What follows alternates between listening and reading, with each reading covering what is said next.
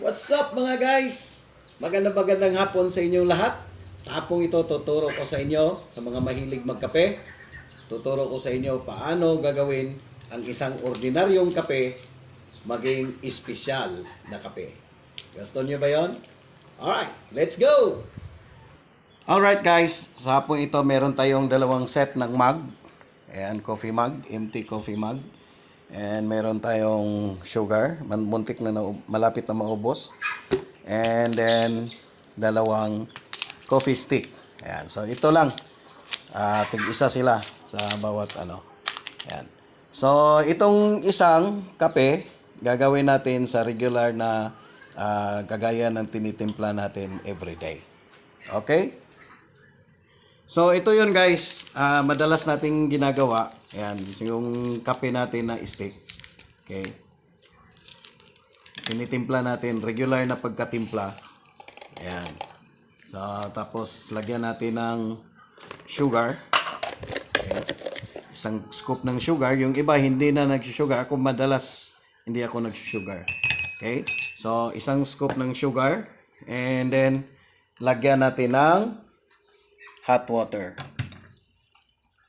Yan, ganyan. Okay, so yan na yung kape natin, di ba? Oh. So, stir well. Yan. Hahaluin lang natin. So, tapos yan, kape na, di ba? Regular na kape.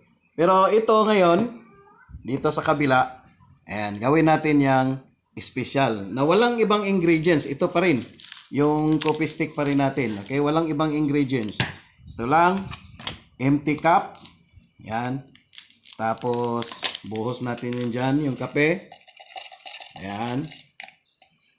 Gawin natin tong mas special na walang ibang ingredients ang ilalagay. Tapos lagyan lang natin ng sugar. Okay, isang takal ng sugar. Ayan. So, yun na yun guys. So, para maging special siya, okay, ang ilagay natin na tubig dyan ay kukunti lang.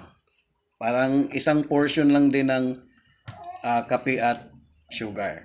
Yan. So, ganyan lang karami. Di ba? So, ito yung kape natin kanina. Regular na pagkatimpla. Tapos, ito, yung kape pa rin at saka sugar at kukunting tubig.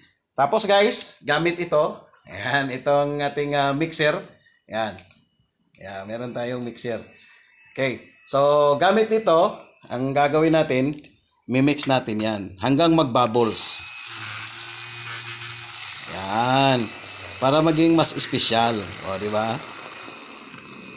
Alright. So, hintayin lang natin hanggang sa consistency na gusto natin. Ayan, naging foamy na siya, di ba? Alright.